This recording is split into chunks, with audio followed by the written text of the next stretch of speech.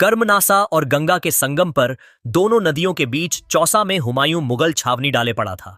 सामने थी शेर शाह सूरी की फौजें। आमने सामने पड़े कई महीने बीत गए, लेकिन युद्ध की पहली किसी ओर से नहीं हुई थी। संख्या में मुगल फौजें अधिक थीं। इधर शेर शाह सूरी बरसात का इंतजार कर रहा था। 24 जून से बारिश प्रारंभ हो गई। 25 जून तक दोनों नदियां उफान पर थीं और मुगल सुरक्षित स्थानों की ओर सरकने लगे थे।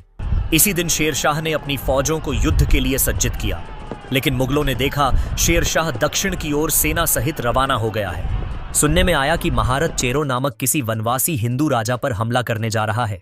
3 माह से युद्ध के तनाव से ग्रस्त मुगल सेना ने संतोष की सांस ली व चैन की नींद सो गए। लेकिन आधी रात के बाद शेरशाह ने पलटकर मुगल छावनी पर 3 ओर से धावा बोल दिया।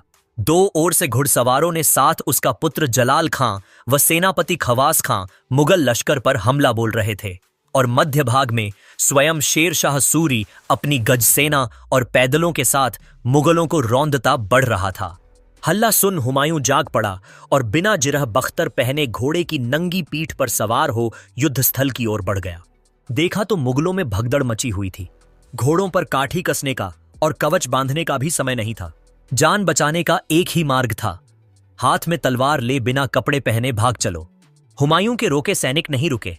तब वह अपने खेमे की ओर बढ़ा, जहां उसकी बेगमें थीं, लेकिन खेमे के चारों ओर अफगान सैनिक छा गए थे।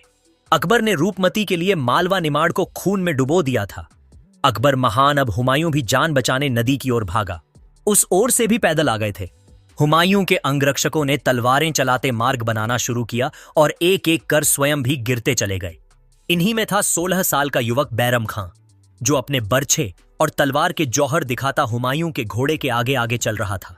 जैसे तैसे हुमायूं नदी किनारे पहुंचा। इस तरह बैरम खां ने बचाई हुमायूं और अकबर की जान। बैरम खां निजाम नामक भिश्ती को पकड़ लाया, जो खेमे में पानी भरने का कार्य करता था। उसने मशक में हवा भरी और हुमायूं के साथ उफनती नदी में कूद पड़ा। पूरी नदी को जैसे तैसे पार कर हुमायूं उस पार रेत कर निढाल गिर गया तो वहां भी 4-5 अफगान मौत बने उसके सिर पर सवार थे। लेकिन छाया की तरह तैरते हुए पीछे आ रहे बैरम खां ने अफगानों को ललकारा और उन्हें भगा हुमायूं को बचा लिया। अब हुमायूं बैरम खां और भिश्ती निजाम के साथ आगरे की ओर बढ़ चला। मार्ग में मुगल सैनिक मिलते गए। कारवां बढ़ता गया। आगरा पहुंच हुमायूं ने पुनः फौजें एकत्र की, लेकिन पूर्व में कन्नौज तक का पूरा इलाका भारतीय अफगानों के हाथ में था। चौसा की विजय के बाद शेरशाह ने स्वयं को हिंद का बादशाह घोषित कर दिया। चौसा की लड़ाई में हुमायूं का सेनापति मोहम्मद मिर्जा मारा गया और 2 रानियां व 1 लड़की नदी में डूब मरी। हुमायूं की पटरानी बेगा बेगम व अन्य हरम की औरतें शेरशाह ने कैद कर ली थीं, जिन्हें बाद में ससम्मान भारतीय परंपरा के अनुसार आगरा भेज दिया गया। 8 माह बाद फरवरी में हुमायूं पुनः शेरशाह से भिड़ने चल पड़ा। कन्नौज के पास भोजपुर में मुगल खेमे गड़ गए। पुनः हुमायूं ने गलती दोहराई और बरसात आने तक बिना लड़े पड़ा रहा। परिणाम वही हुआ पराजय। यहां से भी युवक बैरम खां हुमायूं को जीवित निकाल ले गया। पूरे 2 वर्ष हुमायूं भागता फिरा। एक एक कर उसके साथी उसे छोड़ते गए। जब हुमायूं सिंध के राजा राणा वीरसाल प्रसाद के यहां उमरकोट में शरणागत हुआ, तब उसके साथ उसकी पत्नी और मात्र 7 घुड़सवारों के साथ बैरम खां था। इसी किले में 15 अक्टूबर 1542 को अकबर का जन्म हुआ। राणा प्रसाद द्वारा दी गई 7000 सैनिकों की मदद से बैरम खां ठट्टा और भक्कर के जिलों की विजय को निकला। यहां राणा वीरसाल के राजपूतों से मुगलों का झगड़ा हो गया। स्वामी भक्त बैरम खां ने यहां भी हुमायूं और उसके नवजात शिशु की जान बचाई।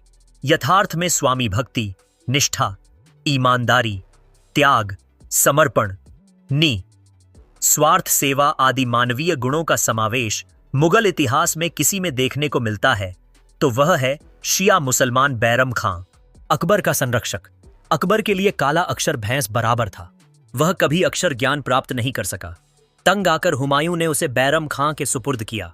हुमायूं जब काबुल से पुनः भारत विजय के लिए लौटा, उस समय बैरम खां कंधार में था। उससे रहा नहीं गया। वह एक छोटी सैनिक टुकड़ी के साथ सिंध नदी पार करते ही अपने मालिक से जा मिला।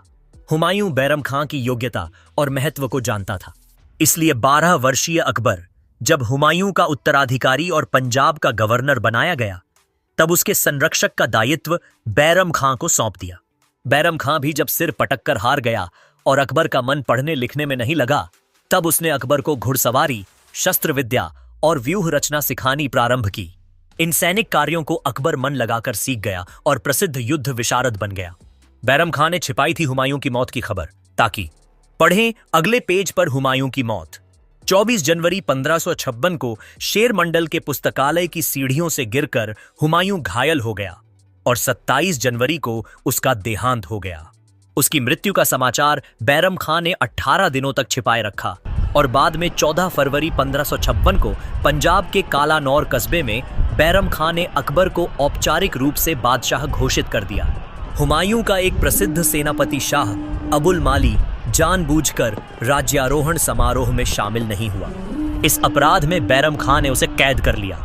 राज्यारोहण के समय अकबर मात्र पंजाब के आधे भाग का स्वामी। पानीपत की विजय के पश्चात बैरम खां की तलवार ने दिल्ली, आगरा, ग्वालियर, कालिंजर, जौनपुर, संभल, लखनऊ और मालवा को नतमस्तक कर दिया।